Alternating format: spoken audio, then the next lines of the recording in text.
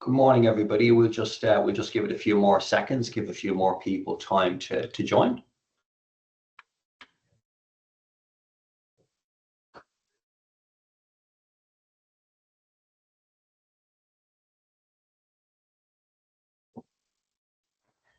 Okay, I think we can go. Good morning again, and welcome to the sixth in our series of cybersecurity webinars from Nostra. My name is Gary Byrne. I am the Managed Services Director here at Nostra. As always, we'd like to thank you for joining us today, attendees from our previous webinars, and also people who may be joining us for the very first time. As always, for anyone who couldn't make the previous webinars, they are available on Nostra's YouTube channel, and we will, as always, share links in a follow-up email after today's session. In every webinar, we discuss the importance of a multi-layered approach to cybersecurity, and we always discuss policies and frameworks because they are the very backbone of any good security posture. So in the last webinar, we looked at early alerting systems such as SIEM and SOC, and extended detection and response systems, which are known commonly as XDR, and their roles in spotting and preventing an attack happening early. We were today going to move on to the subject of preparing for security assessments and penetration testing.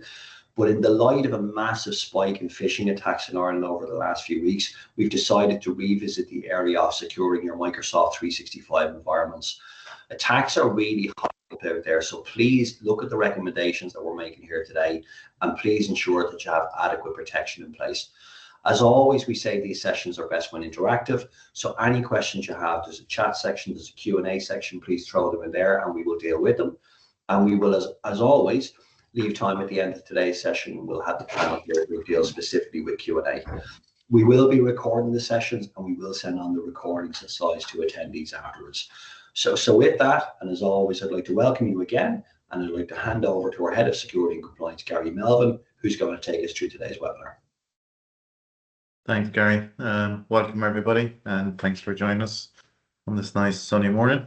So today we have our usual panel. So we've got myself, who looks after security and compliance.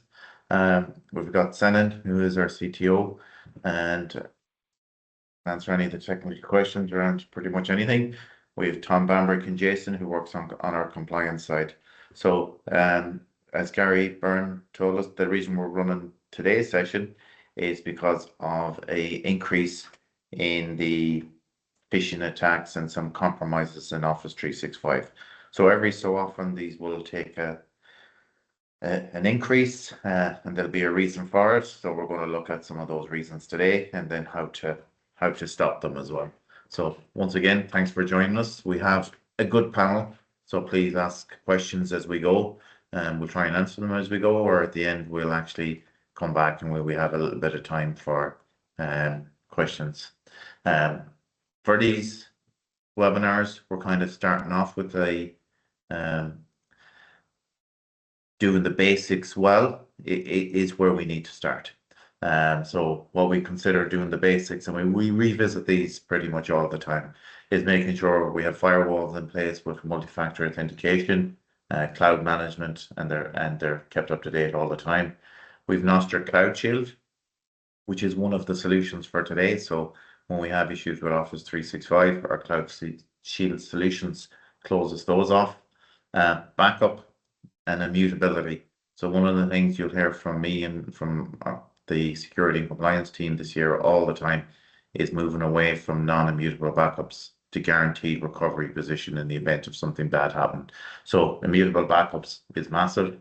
Security awareness training is big, educating the end user, and then retiring legacy systems in 2025. So at the end of this year in October, and it's not for that far away, it's probably 6 months out, Windows 10 becomes end of life. So making sure that everybody has Windows 10 replacements in their mind, and then if there's any other legacy operating systems, because one of the things that Gary mentioned was preparing for a penetration test.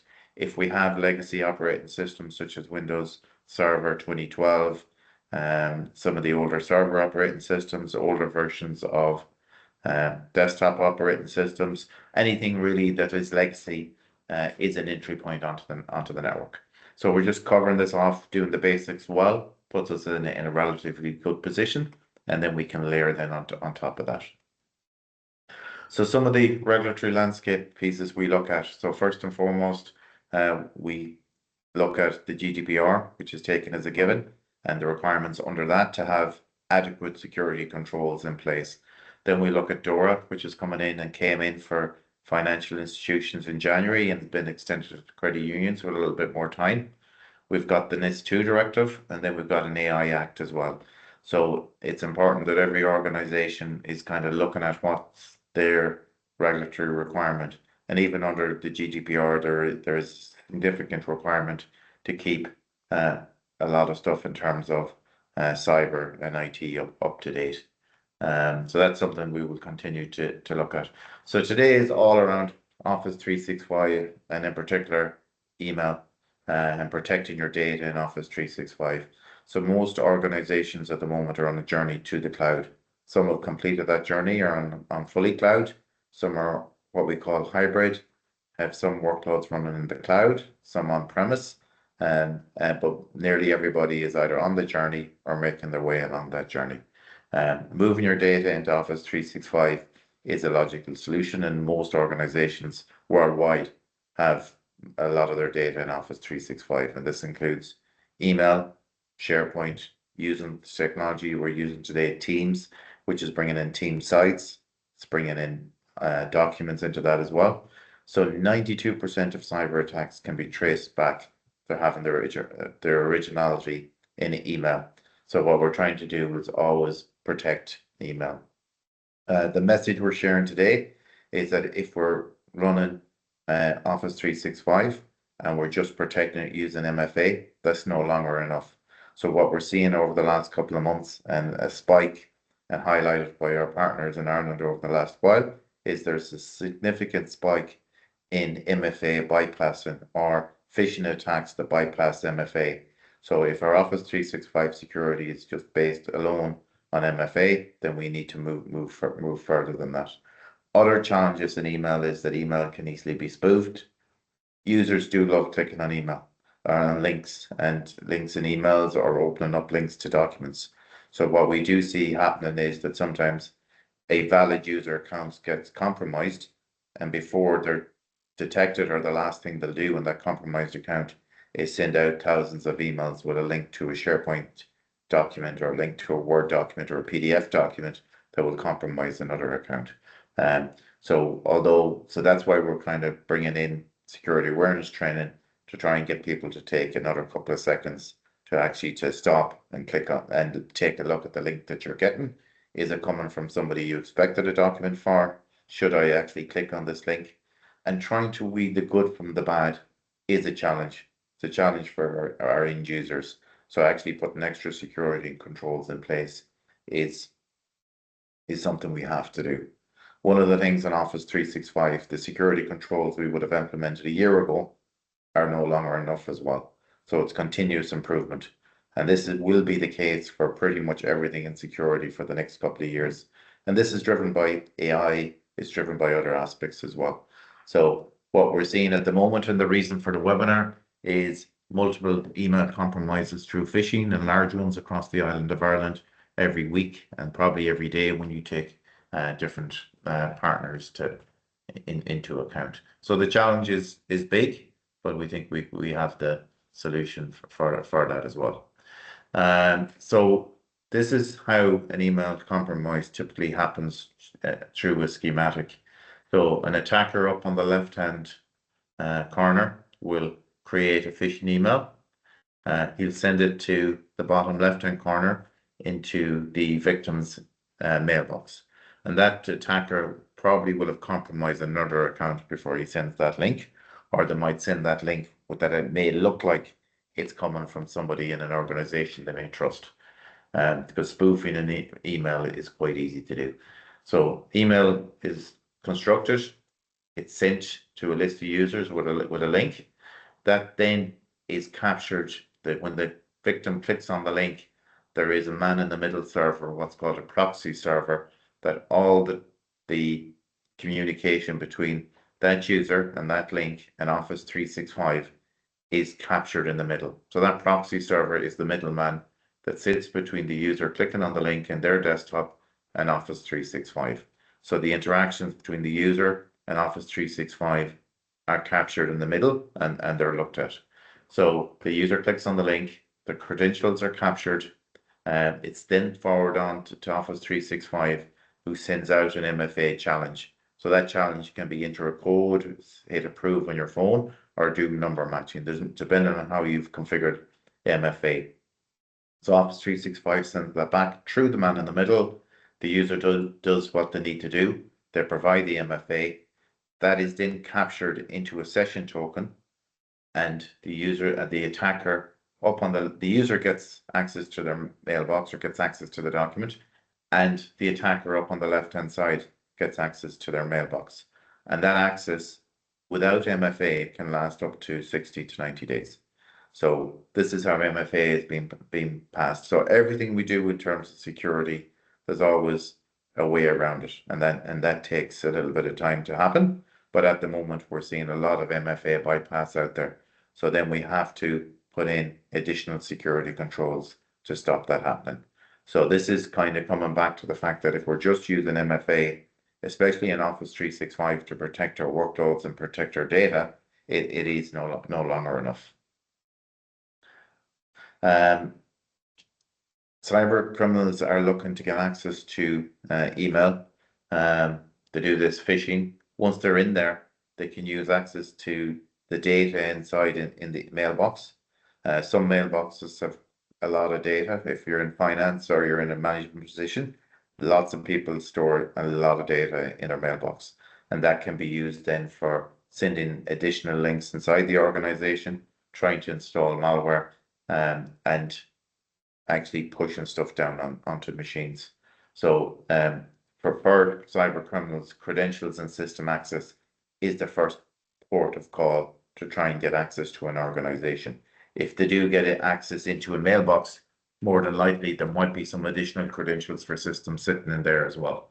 So Office 365 email is typically the first port of call for a cyber attack and getting in there. Not always. If there's internet facing servers, they can actually allow cyber criminals in as well, but it is one of the bigger ones, and it's 92% of the time it's via email. The solution is twofold. One of them is licensing, so making sure Business Premium is licensed on your tenant, and there's an add-on to Business Premium for additional functionality as well. The way we look at licensing in Office 365 at the moment is the Business Premium has security features included. Business Standard has no security features included. And that's the way we want our customers to start thinking about the license in Office 365. And you probably don't have to think about it too much, but we have all the details here of what's included. So we've got our Business Basic. That's a very starting point. We've got Business Standard, which gives us our SharePoint, OneDrive, Outlook. It gives us the desktop apps. So the reason you would go for Business Standard is because you get to install Office, Excel, and all those applications on the desktop, which you don't have in Business Basic. But Business Premium, you'll see down on the right-hand side, this is where you'll actually begin to start your security journey in Office 365. So it gives you a single sign-on to other applications. It'll give you conditional access, and that's conditional access piece is what we use to prevent the MFA session token hijacking, or that picture that we seen there a few minutes ago. So there's quite a lot of security built into Business Premium. So for most organizations, we're saying that Business Premium is the value license that we're asking most customers to go on, and we recommend it as the basic license to start your Office 365 journey on, if you're not there already, to start looking at that. And then after that, it's just a matter of turning everything on and keeping everything up to date.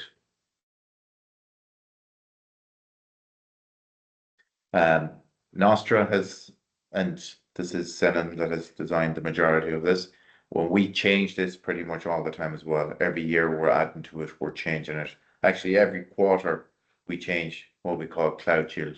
So Cloud Shield is a service that Nostra has built on top of Business Premium to keep our customers secure in Office 365. So we have 3 versions of Cloud Shield. One is Cloud Shield Standard, which is all about securing the cloud. So all your data that sits in the cloud. We have 5 layers that includes an additional antivirus, backup, and a lot of configuration then to keep your data and users safe. We've got layer 6, which is endpoint management, which is in our Cloud Shield Plus, and the plus stands for plus the endpoint. So this is pushing Defender for endpoint down onto the device and also using Intune. That starts us on a journey to be able to zero trust. So then we can actually start having conversations around only allowing trusted devices access your tenant in 365.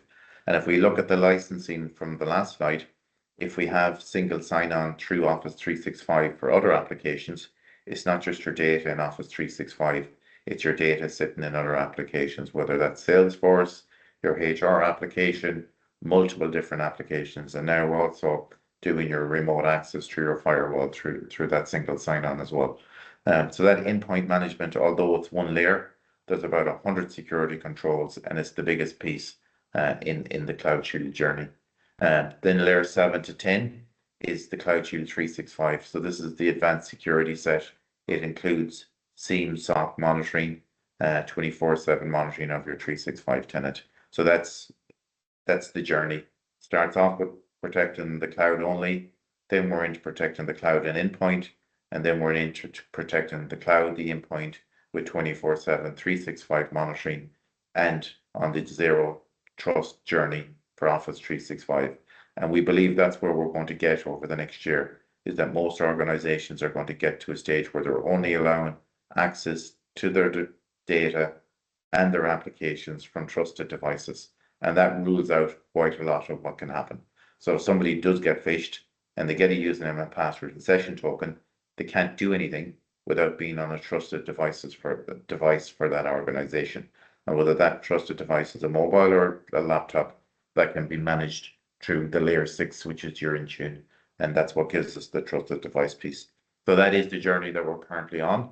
But actually starting off this journey on Cloud Shield Standard is fairly straightforward. We're going to kind of step through some of what that covers.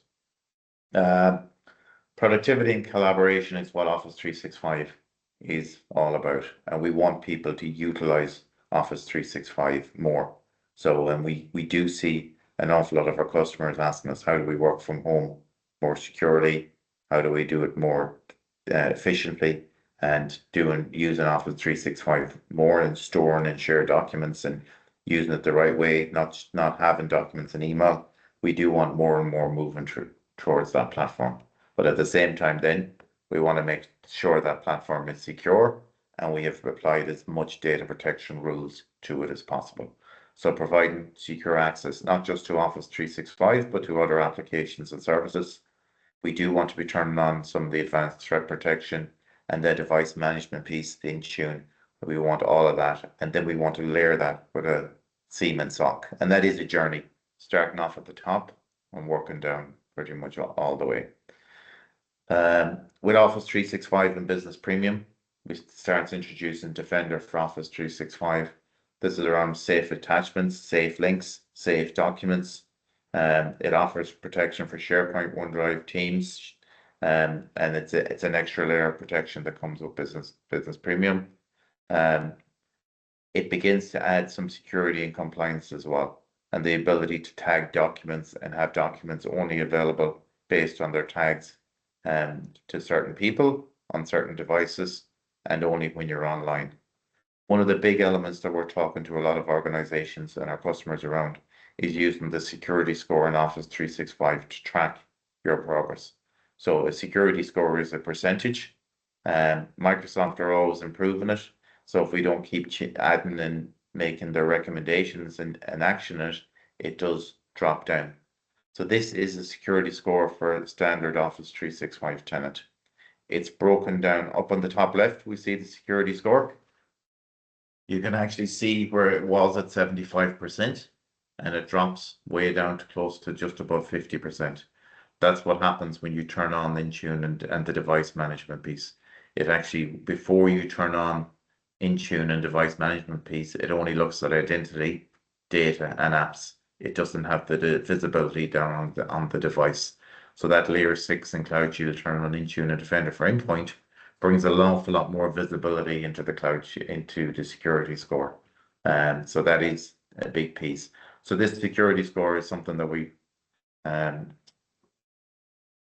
pretty much advise all our clients to be looking at and to be aware of. On the right-hand side, Microsoft add additional functionality, and it'll add recommendations to add more security. And we do this then through Cloud Shield on an ongoing basis.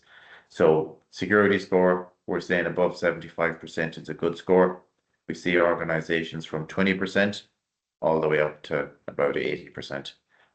Not too many customers go above 80, 85. Once you get to a certain level, it's hard then, you're down to 0.1% for different pieces, but we want to get to above 75% as a standard. These identity, data, device, and apps, that's how it's broken out. We start off with the identity piece, making sure that that's right, and making sure that we're doing everything on the identity side. Identity is broken down into multiple layers. We've got the multi-factor authentication, which we're saying is kind of broke. So MFA in itself, we need to be doing more than just that. Legacy authentication, everything from Microsoft side has backward compatibility turned on that we need to turn off.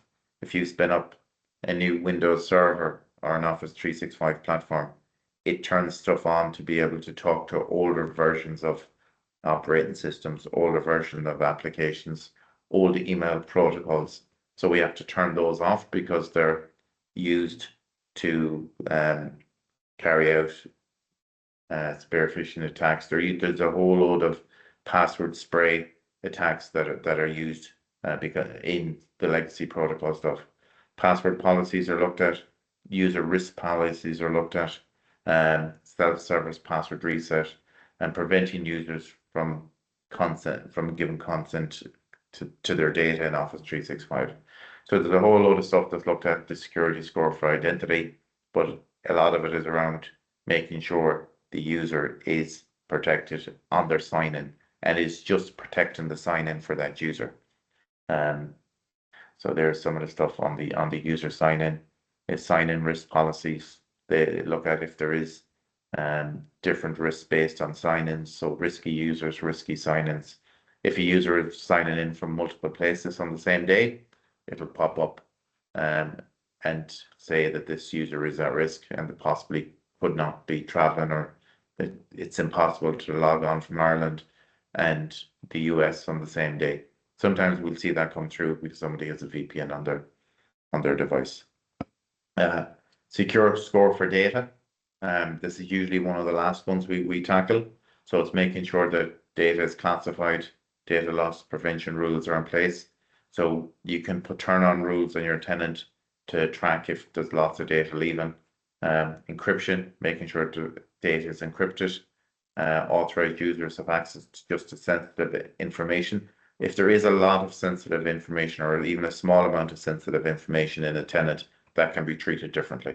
So we can put sensitivity labels on data, and it can stop data from being printed, can stop data from being shared, can be internal only, can only be available if somebody is logged on to the tenant. So if somebody leaves and they bring a sensitive Office document with them, they try to open that Office document in a week's time and their Office 365 account is no longer enabled, they won't be allowed access to that document.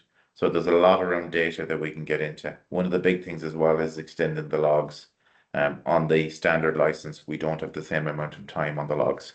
So when we're looking through logs, we don't have the ability to actually forensically examine logs because they don't go back too far for us to do that. Applications is the big thing. So making sure consent to applications, that we only allow trusted applications that are trusted from Microsoft, and then looking at what applications are running on the devices and if they are the latest versions. So one of the things within Office 365, when we put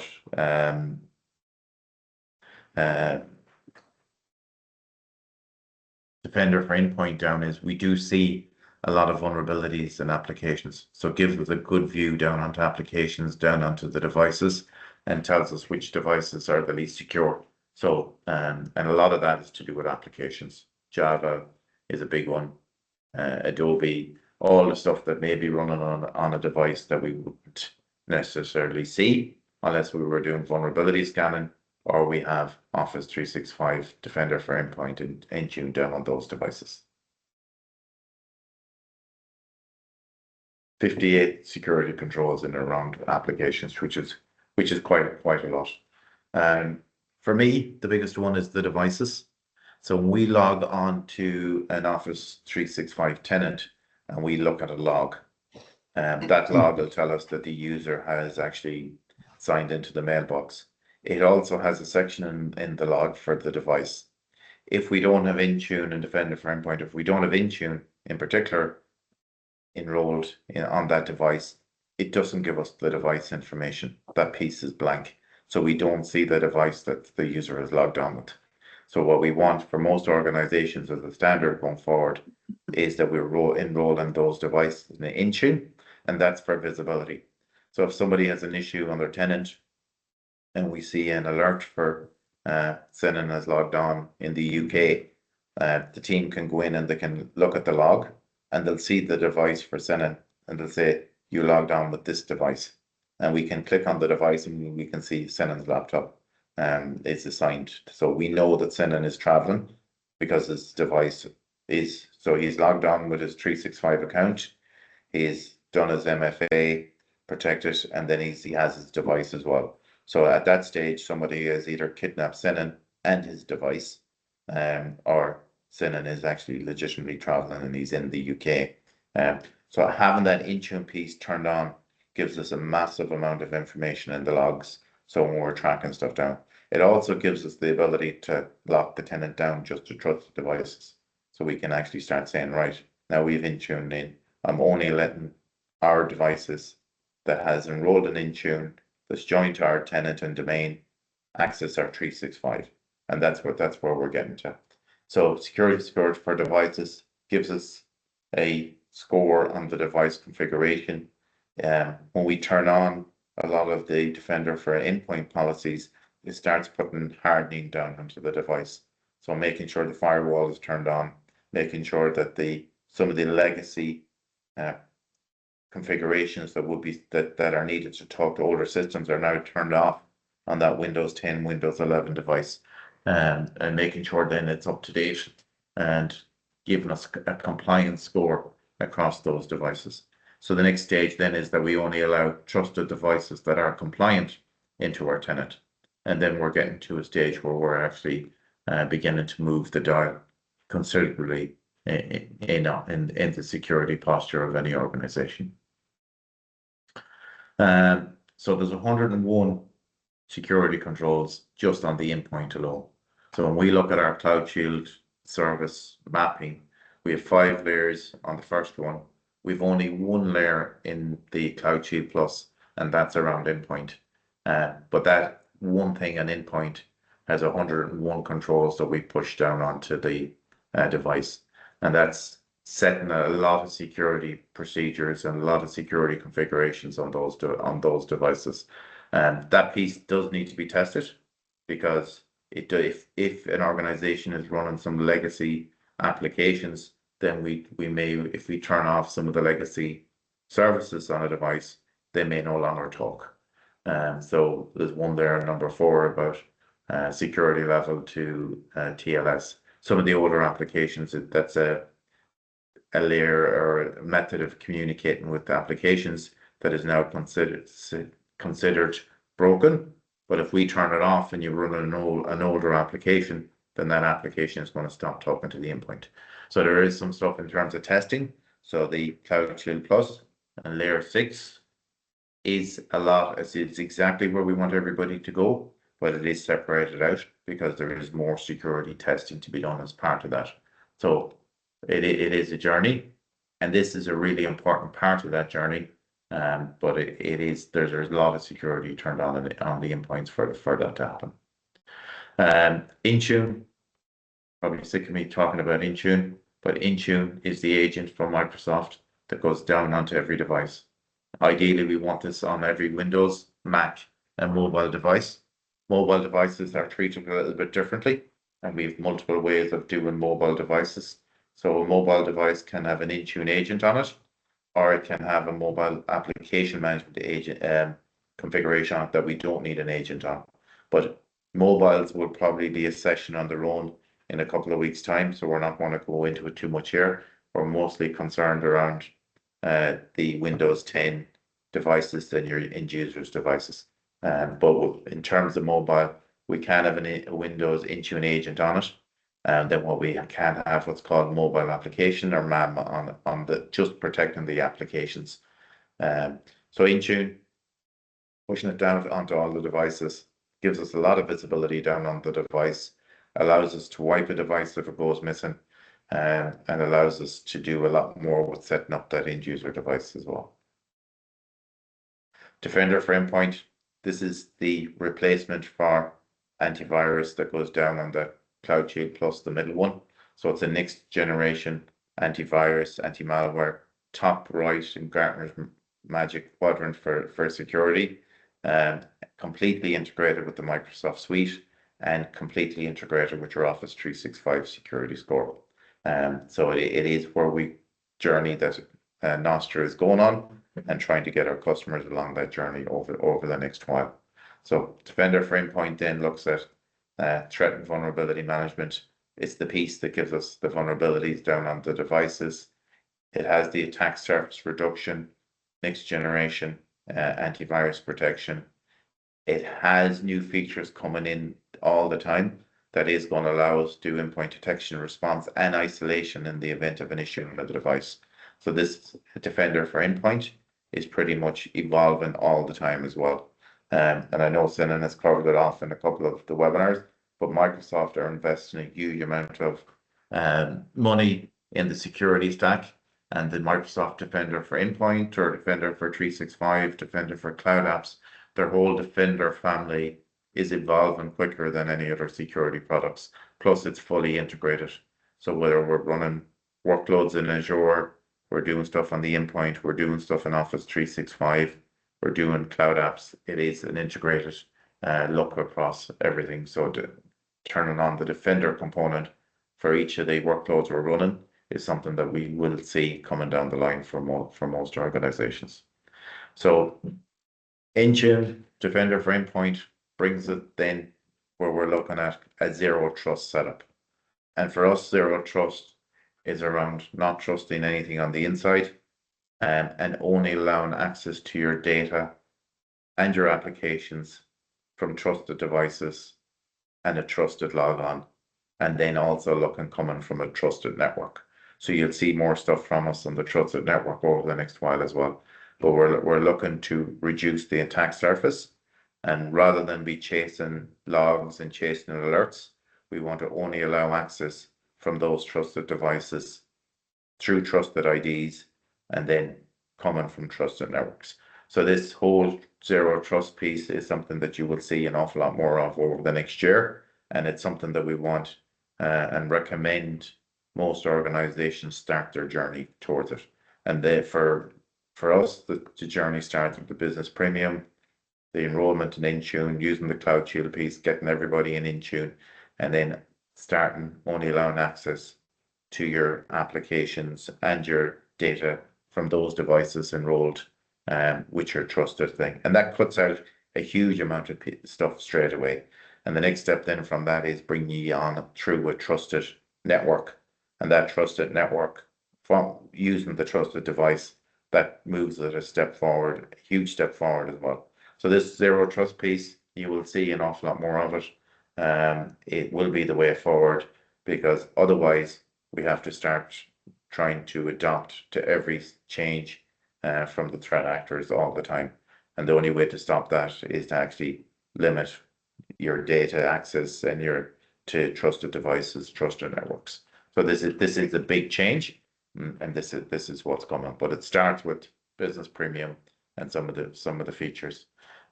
Continuous improvement. So any cybersecurity program, whether it's ISO 27001, any of the programs that you're running in terms of information security, is always going to have a continuous improvement element. So nothing stays static in terms of cyber and technology.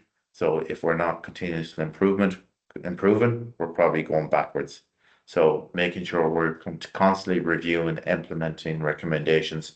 Microsoft gives us the recommendations and the technology to do it. Unfortunately, they don't turn anything on. So by default, sometimes the functionality is there. It's not turned on because turning it on breaks stuff. So it has to be turned on. Knowing your environment and knowing your users and how they work. So they leave the turn it on to the partners, but the functionality is there. And it takes time to test and turn on. So continuous improvement, definitely something we all need to take and adopt going forward, and nothing stands still and nothing stays the same for long. So that was a whistle stop tour. Today was an additional one on Office 365 security, just to give you kind of a high level of what's happening out there. The threat is increasing on the Office 365 because the attacks are getting more sophisticated. We wanted to bring that to your attention. If anybody has any questions, we'd love to take them and bring the panel in then for any questions that you might have. Gar, thanks a million for that. That was brilliant. And again, listen, just to echo what Gary said, we do have the chat feature there. We do have Q&A. Any questions, please throw them in. Gar, can I just ask you, so, you know, we talk about multi there, we talk about zero trust and everything that goes with it. You and your team deal with cyber attacks that come in that are happening. So can you maybe talk us through a cyber attack that you've seen that, you know, with a business premium in place, and then one with a business standard in place? Like, I mean, how tough a job is it between the two licenses, and what does it look like? What are the things that you do when an attack happens? You know, looking at logs and so on and so forth. So most of the issues we see in Office 365 at the moment are on customers with business standard. So the logs don't go back long enough. I think they're 7 days by default. So we don't know when the issue started. And we can't see exactly how long they've been in the tenant. If they have compromised, and in fairness, they all probably have MFA in place.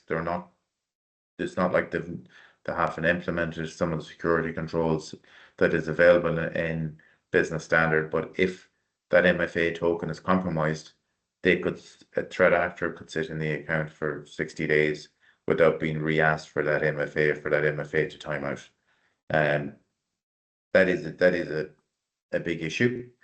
And the way that I think the phishing attacks are getting more sophisticated. The user won't even if you look at the scenario we looked at earlier on, somebody gets a link to a document, they click on the document, they don't know that they're using name and password. It's not like they've done anything bad. What happens is that goes to Office 365. The session token gets taken. The session token is a combination of the username, password, and MFA token, and it's a long series of digits that someone else the threat actor just cuts into the browser and allows them access without a username and password for that 60 days. But they don't know that it's happened because the link they were clicking on has opened up. So nothing bad pops up to tell them you've been phished or anything like that. So they just don't know. They continue on with their daily business with somebody else. And then what we see, Gary, is we'll see logons from multiple locations straight away. So that access to that mailbox, depending on the organization, could be sold for the cyber criminal organization that has got the access and compromised the mailbox, typically is not the one that is actually going through the mailbox to find the value in that mailbox. They'll sell that off depending on what sector that compromised account is in. And then you'll see logons into that mailbox from within a couple of hours from 5 or 6 different locations around the world. That's on business standard. On business premium, you have the ability then to stop all of that. So you have the ability to limit session tokens to a couple of hours. You have the ability to geo-lock it down to Ireland. So there's quite a difference where you see a lot more failures and you see a lot more prevention. So you have a lot of the prevention stuff in business premium that you don't have in the business standard. I think it's important, Gary, to also notice as well that business standard doesn't come with advanced threat protection in the form of safe links and safe attachments. You only get that in business premium. And as we all know, and we hear on a daily basis, basically over 90% of business compromise happens via email. So that's why it's so important to have that safe links and safe attachments with Business Premium in the form of Defender for Office 365. Selin, thanks a million for that. And Gary, you mentioned earlier as well, Intune, and we constantly talk about Intune. And maybe Selin, yourself as well, can you talk to us a little bit about, the old style network of Active Directory and how that's changing, by bringing things like Azure Active Directory and then utilizing Intune as well as the new way of working as opposed to the old way of working. I'll kick into that just for a second, Yeah. and then I'll pass over to Selin. So on our first journey to Office 365, we would have had a on-premise servers. Your Active Directory would have sat there, which is your list of users and your computers.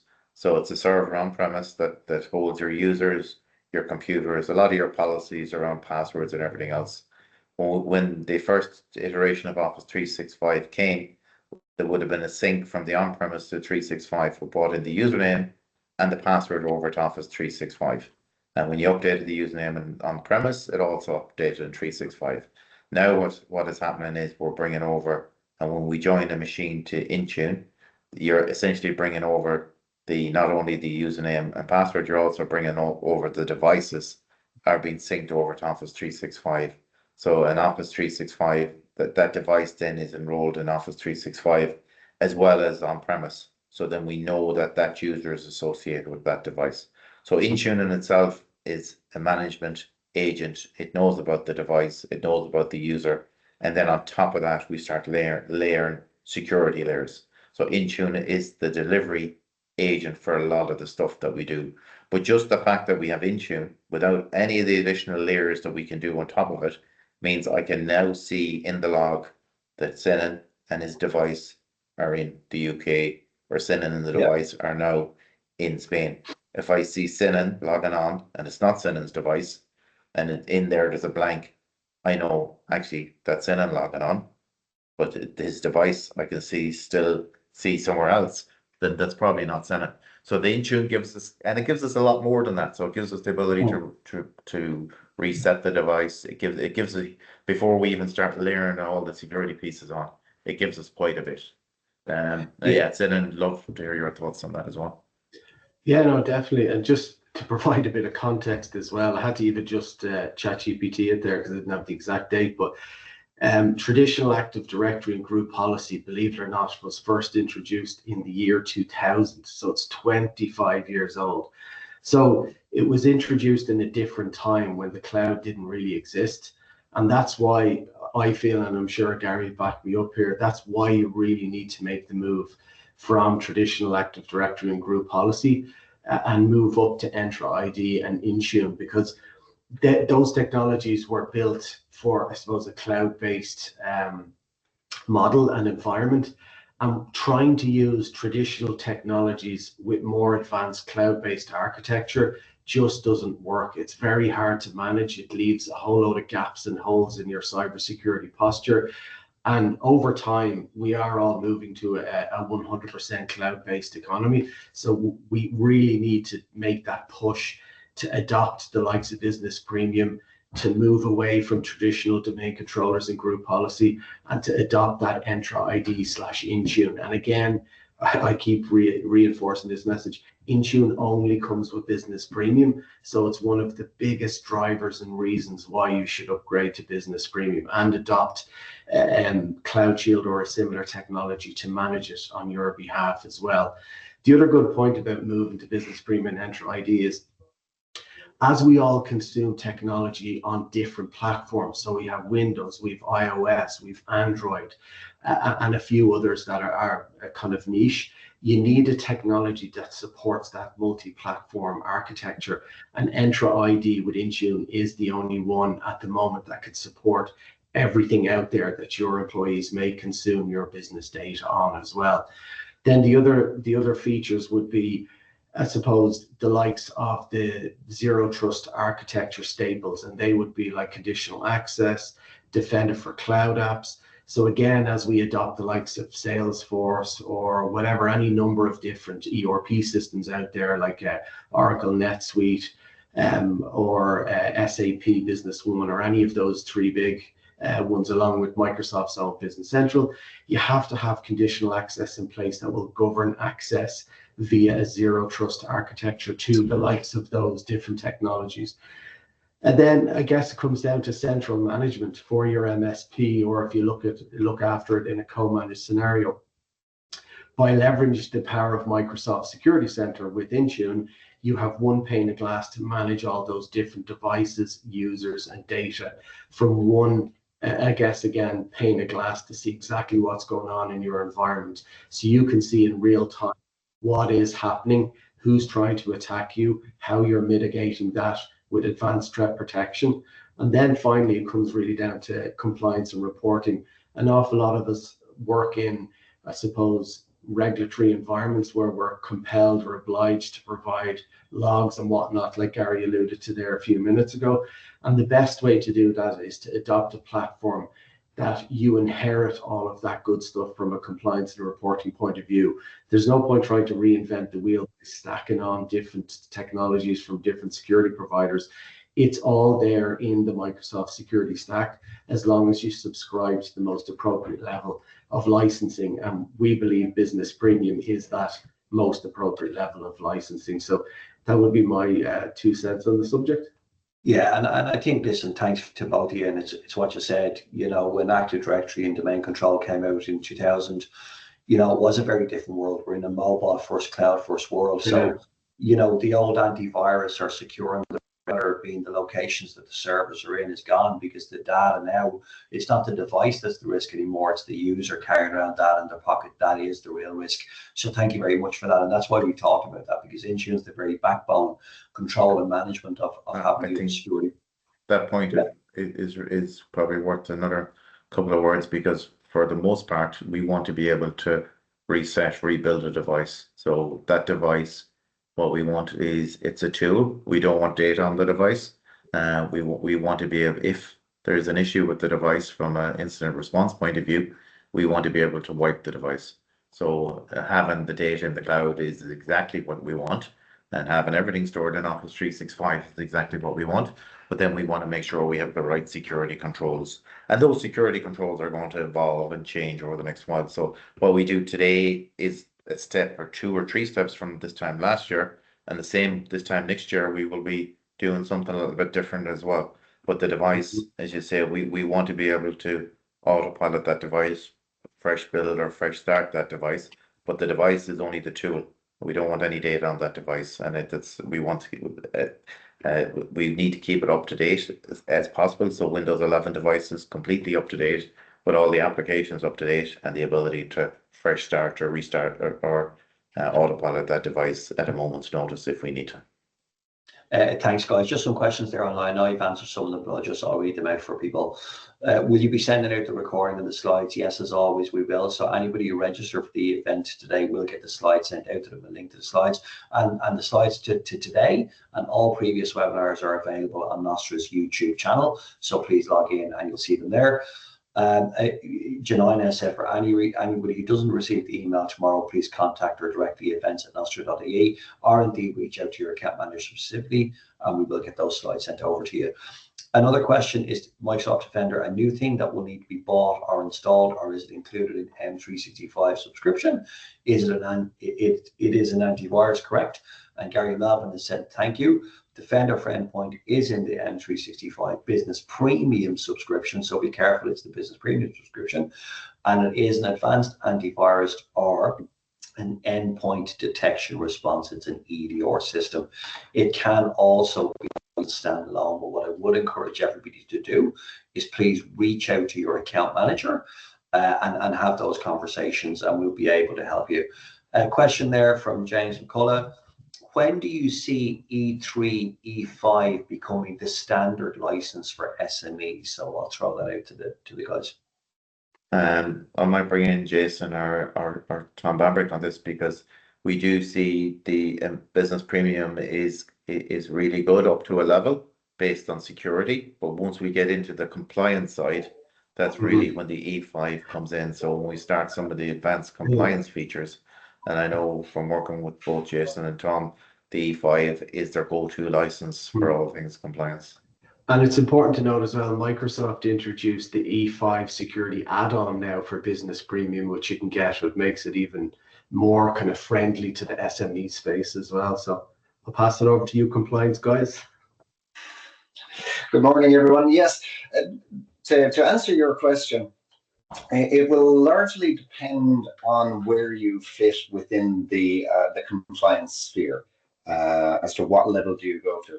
For example, if you're coming in under the GDPR and you have a large amount of sensitive data in that regard, you process a large amount of sensitive data, where compliance will kick in on that front is the compliance regulations do not say explicitly what you must have in place. What they say is it must be appropriate. So what you need to do is you need to do a risk assessment of where the threats may affect you, or where, if data was exposed, would it be a concern? And then what are the best practices you can put in place around them? So for example, one of the elements would be the automatic data classification around data loss protection. So for example, in the lower 365 licenses, it is a manual entry where you change the classification on your data to know this is internal only, or this is highly secure, or any of the other ones you put in place. Whereas in the higher licenses, you can set in place rules that will automatically scan your information and then apply a classification to it in order to protect it. So if you look at both compliance and from another perspective, the insurance, if you look at the two of the things there and you look to see what your cyber insurance form is asking you, do you have? Well, then if an element of that is in your E5 or E3 licensing, well, that's when you must start looking at that relative to your protection. Tom, would you have anything further to add in there on that?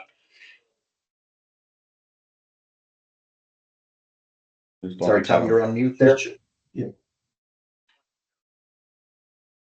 Yeah, the only other thing to add there is really around compliance when it comes to e-discovery and data searches. There are different versions of the e-discovery tool. The basic tool allows you to search right throughout Microsoft 365 and export the results in their native format. It is up to you then to actually take that data and review it, and obviously in some cases redact it, which will be done offline. So you will either need a third-party tool or use some antiquated method like printing all the documents and heading off with your big black marker to actually black out things that shouldn't be shared with the data subject for a compliance review. However, if you move up the license, and that's where something like E5 comes into its own, the capabilities of the discovery tool changes drastically, because now you can actually share the data through Office 365, the discovery search data through Office 365, including external parties. So if you've engaged a legal company to actually carry out the redaction, for instance, or review of the data to make sure they don't share, or you don't share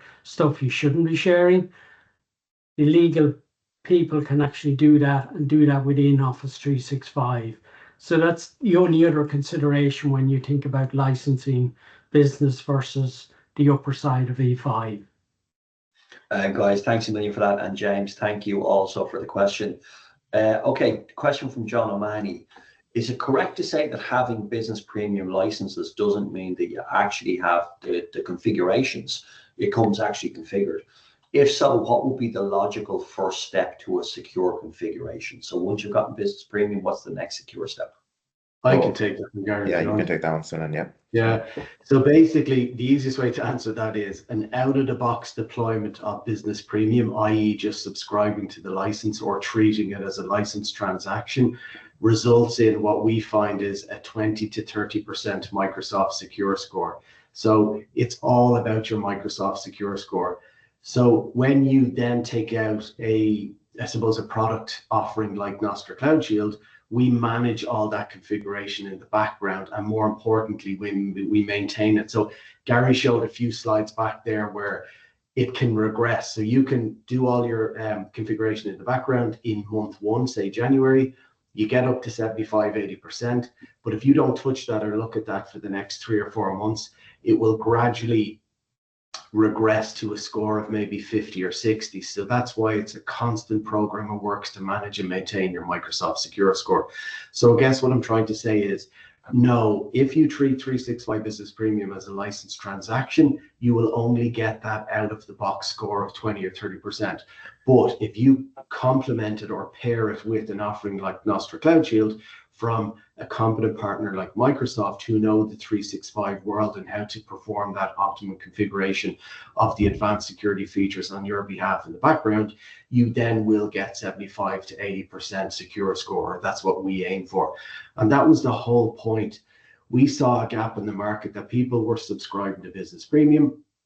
They had the misconception that it was configured out of the box, or they were somehow inheriting all this good stuff by standard. But again, you can't. If you think about it, if Microsoft turned on all these advanced features and ratcheted up, I suppose, the security temperature out of the box, nothing would work. It would be very difficult for them to bed in Business Premium.